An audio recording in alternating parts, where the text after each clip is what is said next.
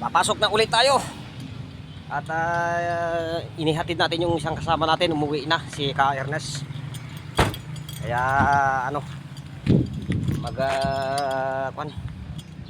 may kwan siya guys. Para sa pag kwan niya sa atin.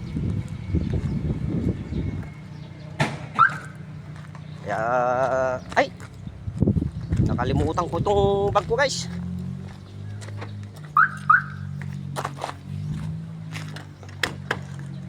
Para kuha natin